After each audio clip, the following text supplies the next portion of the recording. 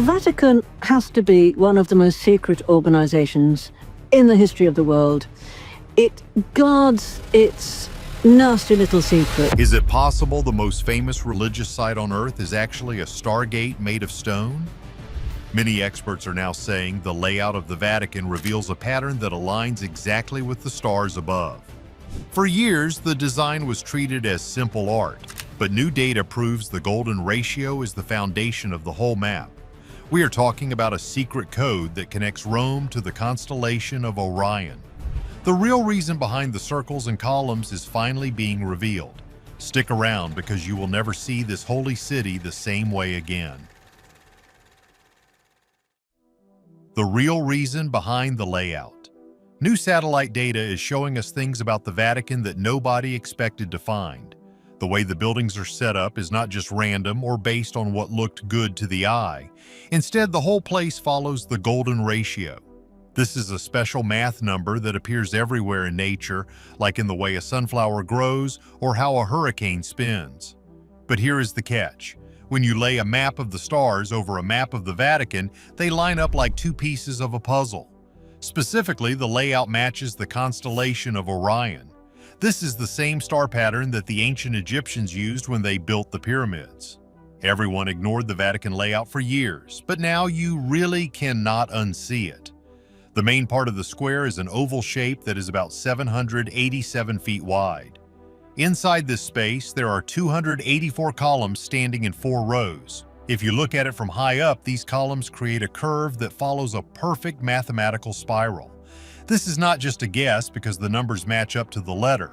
The crazy part is that the central obelisk, which is a huge stone tower from Egypt, acts like the center of this star map. This tower weighs over 661,000 pounds and stands 83 feet tall. It was moved to Rome thousands of years ago, but in the year 1586, it was placed exactly where it is now.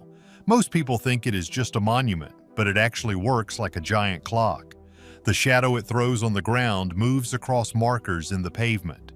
These markers track the sun and the stars through the seasons. What most people do not realize is that the lines on the ground are not just for the sun. They align with the stars of Orion's belt at specific times of the year. This means the people who designed the square were obsessed with the sky. They used the golden ratio to make sure the building was in harmony with the universe, and that is putting it lightly. The alignment is so tight that it feels like the whole city was built to be a mirror of the heavens. For starters, the distance between the columns and the center of the square follows the golden ratio sequence perfectly. This is a fact that stayed hidden because you can only see it if you have the right math and a view from the clouds. The design was finished in the year 1667 by a man named Bernini. He was a master of making things look bigger and more grand than they really were, but he also knew a lot about hidden symbols. He built the square to look like a pair of giant arms reaching out to hug the world. That is the story the church tells, but the math tells a different story. The oval shape he used is actually an ellipse, which has 2 focus points. If you stand on one of those points, all the columns line up and look like they are just one single row. This is a huge trick of the eyes, but the math shows that these 2 points are set at a distance that matches the golden ratio. Basically, the whole square is a giant math problem that has been solved in stone. Even the way the streets lead up to the square fits into this celestial map. It feels like a secret message that was left for us to find once we had the technology to see it from space. The more we look at the numbers, the more it seems like this was a plan from the very beginning. But the secret of the stone towers holds an even darker mystery than the math. The stone tower in the middle of the square is the key to everything. It is called an obelisk, and it came all the way from Egypt. It has no writing on it, which is very rare for an Egyptian monument. This massive stone was moved to Rome by a cruel leader named Caligula. He put it in a place where people raced horses, but hundreds of years later, the church decided to move it to the front of the basilica. This was a massive job. They used 800 men and 140 horses to pull it into place. They had to use huge ropes and wooden towers to lift it without breaking it. The man in charge said that if anyone spoke during the lifting, they would be in big trouble. This shows how important the placement of this stone was to them. It had to be in the exact right spot. Why? Because it serves as the pointer for the giant star map. Hands down, it is the most important piece of the puzzle. It sits at the very center of the golden ratio spiral. The pavement around the stone is not just flat ground, it is carved with lines and symbols. These are part of a giant sundial that is one of the biggest in the world. As the sun moves, the shadow of the stone touches different points on the ground. This tells the church when the seasons are changing. But here's the deal. The lines also mark the equinox and the solstice. These are dates when the sun and stars are in specific spots in the sky. Ancient cultures thought these days were magical. The Vatican layout uses these dates to line up with the stars of Orion. When the sun hits the center line, the stars above are in a perfect match with the columns of the square. It is a way of bringing the power of the heavens down to earth. The crazy part is that the stone tower has a piece of a cross at the very top. This cross is over 130 feet in the air. People say it holds a piece of wood from a very famous story, but the math says it is also a marker for the stars. The people who built this knew exactly what they were doing. They were not just building a place for people to stand, they were building a machine that tracks the universe. The obelisk is the needle on the record player, and the square is the record. For years, people just walked over it without thinking. They thought it was just pretty patterns in the rock. But those patterns are data points. They are numbers that tell a story about the connection between the earth and the sky. The golden ratio is the language they used to write that story. Every part of the square, from the distance between the columns to the height of the walls, fits into this math. It is like they wanted to build a piece of heaven on the Roman ground. But it is not just about looking up, it is about how the light hits the ground at different times.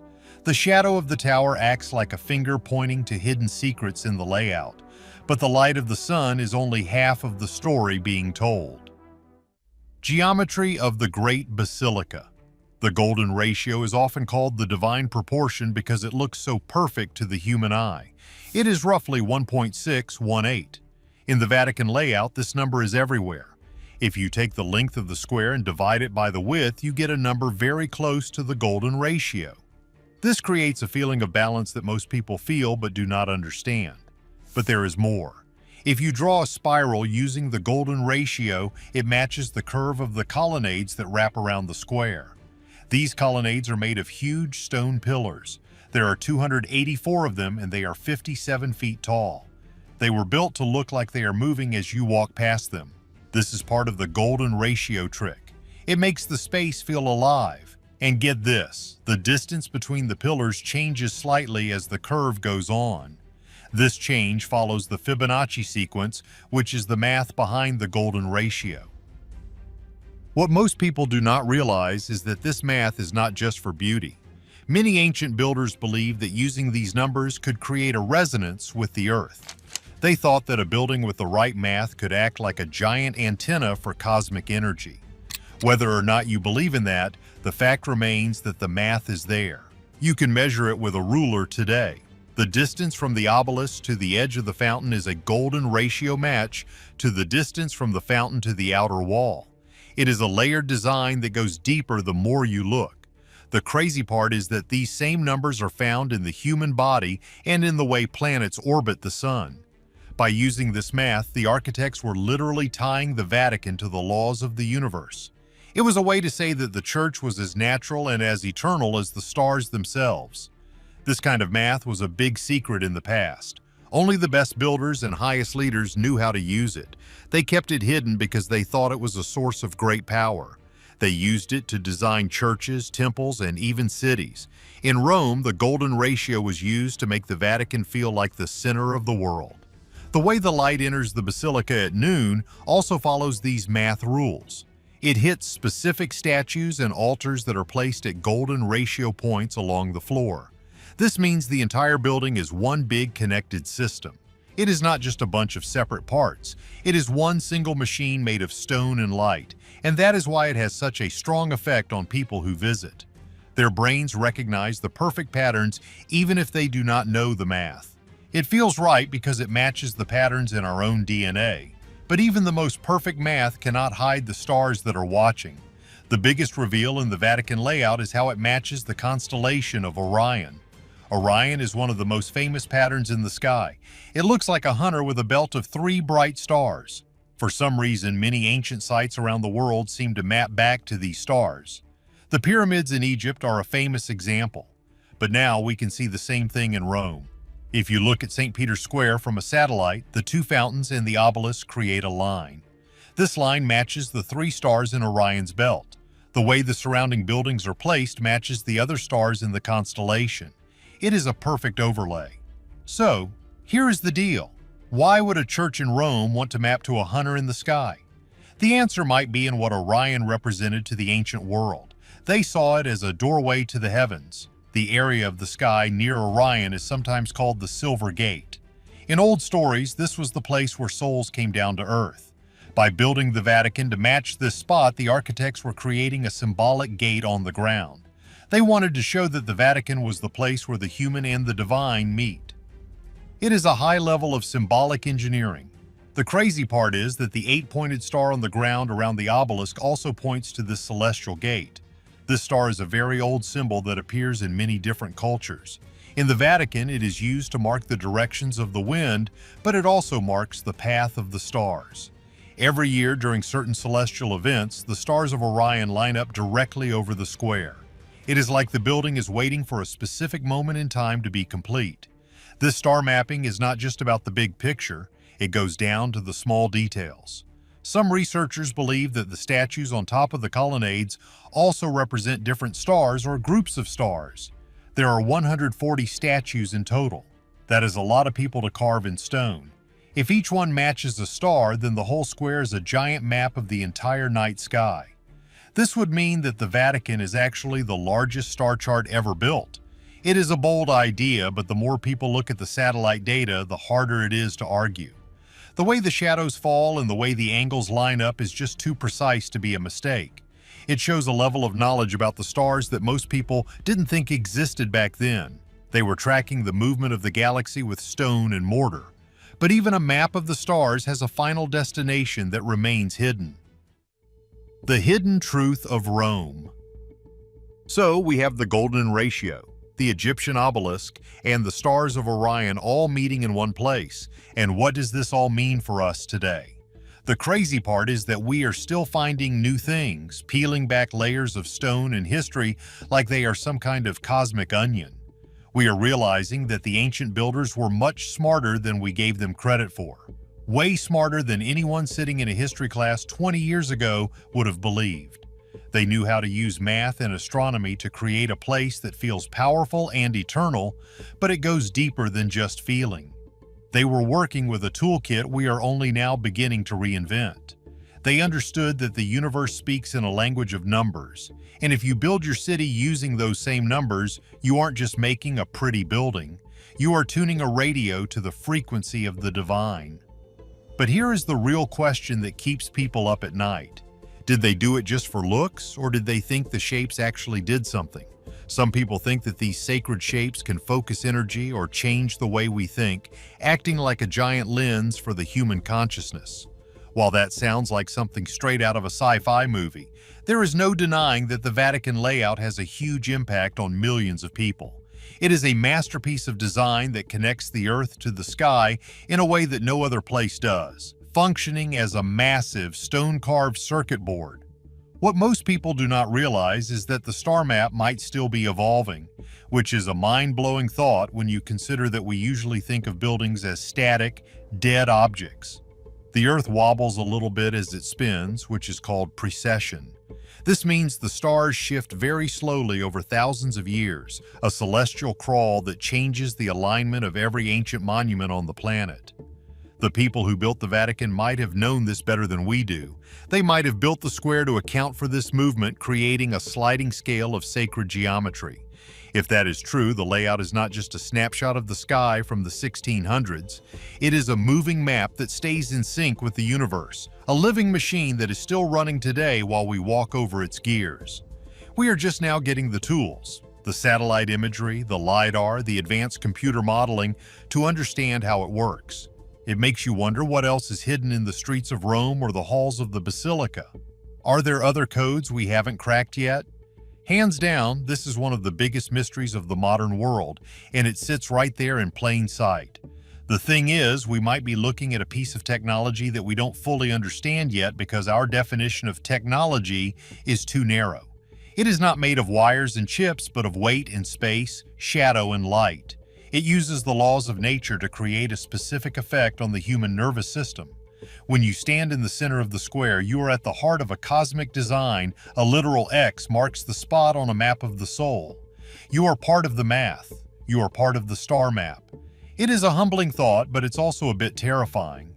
The golden ratio reminds us that there is an order to the world, and the stars remind us that we are part of something much bigger, but the Vatican layout is the bridge between those two truths. Whether it was built by geniuses who possessed lost antediluvian knowledge or guided by something else entirely, it remains a wonder of the world.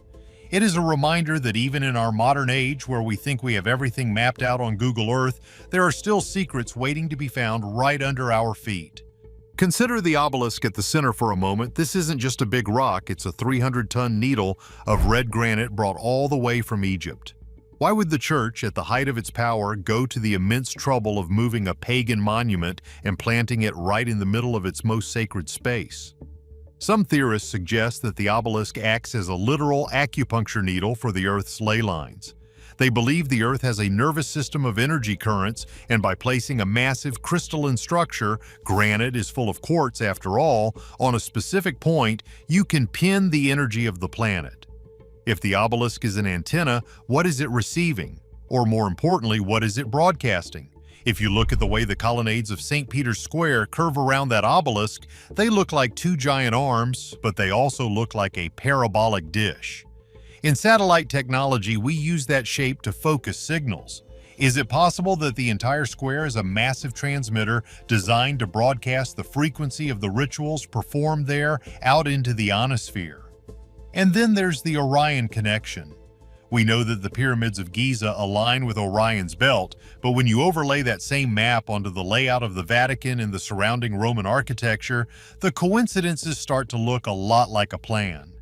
If the Vatican is Earth's mirror to a specific part of the sky, it suggests that the builders believed in the as above, so below principle to an extreme degree. Some of the wilder theories suggest that this isn't just for symbolic resonance, but for literal travel. There are those who whisper about the chronovisor, a rumored device hidden in the Vatican secret archives that can see through time. If such a device existed, wouldn't you want to house it in a place that was mathematically tuned to the fabric of space-time? If the square is a machine, maybe it's not a radio, maybe it's a clock that keeps time for the entire solar system, ensuring that the portal stays open as the Earth wobbles through its 26,000-year cycle. Let's talk about the math of the Fibonacci sequence and how it shows up in the architecture. It's everywhere. It's in the spiral staircases of the Vatican museums, it's in the proportions of the domes, and it's in the way the piazzas flow into one another. The Fibonacci sequence is the blueprint for how plants grow, how galaxies spiral, and how our own DNA is shaped. By building a city on these numbers, the architects were essentially hacking the human biological code. There is a theory that when we walk through spaces designed with the golden ratio, our brains enter a different state of consciousness. Our heart rates slow down, our brain waves synchronize, and we become more suggestible or open to spiritual experiences. Is the Vatican a giant biofeedback machine? Is it designed to physically alter the DNA of those who spend time within its walls? If you wanted to shepherd the consciousness of the entire human race, building a tuning fork made of stone would be the most effective way to do it over the course of centuries. But what if the engineers weren't even human? This is where the theories get truly wild. Some researchers point to the fact that the knowledge required to align these structures with the precession of the equinoxes was supposedly far beyond what the people of the time possessed. They suggest that the blueprints for the Vatican and for the great cathedrals of Europe were passed down from an older non-human source. Whether you call them watchers, ancient astronauts, or simply a lost civilization, the idea is that the Vatican is part of a global grid of nodes. When you look at the globe, the Vatican, the pyramids, Stonehenge, and Teotihuacan all seem to sit on specific mathematical intersections. It's as if the Earth is a giant computer, and these sites are the CPU chips. If you turn on one, you affect the whole system. This might explain why the layout is evolving. It's not just the Earth's wobble, it's a software update. We also have to look at the shadows. The obelisk in the square is a gnomon, the part of a sundial that casts a shadow. On certain days of the year, like the solstices and equinoxes, the shadow of the obelisk points directly at specific markers on the ground. But some researchers have found that if you follow the invisible lines created by these shadows, they point toward other major monuments in Rome, creating a web of connections that only becomes visible from the air or through complex math. It's a shadow city that exists only in time. Some believe this web is a map of hidden underground chambers. We know the Vatican is built over an ancient necropolis, a city of the dead, but what if there is something even older beneath that? What if the geometry of the square is the key to a lock that is buried miles underground? There are legends of halls of records that contain the history of humanity from before the flood, and the only way to find the entrance is to follow the math of the stars as they are reflected in the stones of the square. Why we still look at the stars. Think about the sound too. The acoustics of the basilica are legendary. When the choir sings, the sound waves bounce off the curved surfaces in a way that creates standing waves. In physics, standing waves can lift objects or create patterns in sand, cymatics. If the Vatican is a living machine, then sound might be the fuel. The combination of the specific geometry, the quartz in the granite, and the harmonic resonance of Gregorian chants could be creating a high-frequency energy field. This isn't just woo-woo talk, it's basic resonance theory. If you hit the right note, you can shatter a wine glass. What happens if you hit the right note in a building shaped like a cosmic antenna? You might shatter the veil between dimensions. This would turn the Vatican from a place of worship into a literal gateway, a stargate built of marble and faith. As we move further into 2025, the data is only getting more compelling. We are finding that the anomalies in the layout aren't mistakes at all. They are corrections for the Earth's curvature that shouldn't have been possible to calculate back then. Every time we think we've figured out the code, we find another layer. It's as if the building is teaching us as we become smart enough to understand it. The golden ratio isn't just a design choice, it's a password. The Egyptian obelisk isn't just a trophy, it's a power source. And the stars of Orion aren't just decorations, they are the destination. We are living on top of a mystery that is thousands of years old, and we are just now starting to realize that the living machine might be starting to wake up. Whether it's a beacon for the stars or a transformer for human consciousness, the Vatican remains the most sophisticated piece of ancient technology we have ever seen. It's a bridge between the world we know and a universe that is far more organized and perhaps far more intentional than we ever dared to dream. The more we look at the streets of Rome, the more they look like a map of the human brain. Some theorists have gone as far as to suggest that the city's layout with the Vatican at its forebrain is a macro representation of the human body. If you follow the proportions, the Tiber River acts as a spinal cord and the various piazzas represent different organs. If this is true, then the Vatican isn't just a church, it's the seat of the global intellect or soul. This takes the idea of the body of Christ to a literal architectural level. And if the city is a body, then the energy moving through it, the people, the traffic, the prayers, is the blood. By controlling the flow through sacred geometry, the designers could theoretically influence the health and direction of the global body. It's a wild theory, sure, but in a world where we are discovering that plants communicate through fungal networks and that the universe might be a giant hologram, is a body city really that far-fetched? Ultimately, we are left standing in that square, looking up at the stars and down at the ancient stones, caught in the middle of a grand design that spans millennia. The Vatican layout is a silent teacher, a stone-cold witness to a truth that we are still trying to grasp. It tells us that we are not here by accident, that our lives are woven into a tapestry of numbers and light, and that the heavens are closer than we think. It's a living testament to the idea that man can reach for the stars, not just with rockets, but with math and stone. The mystery isn't just in the history, it's in the right now. As the stars of Orion continue their slow dance across the sky and the Earth continues its long, slow wobble, the Vatican stands ready, its gears turning in the silence of the shadows, waiting for us to finally understand what it's for. And that, more than anything, is the most exciting part. We aren't just studying a relic, we are interacting with a masterpiece that is still on, still functioning, and still whispering its secrets to anyone who knows how to listen to the math. What do you think is the real reason the Vatican was built to match the stars? Is it just for art, or is there a secret power in those shapes? Let us know your thoughts in the comments below. If you enjoyed this mystery, make sure to like and subscribe for more deep dives into the unknown.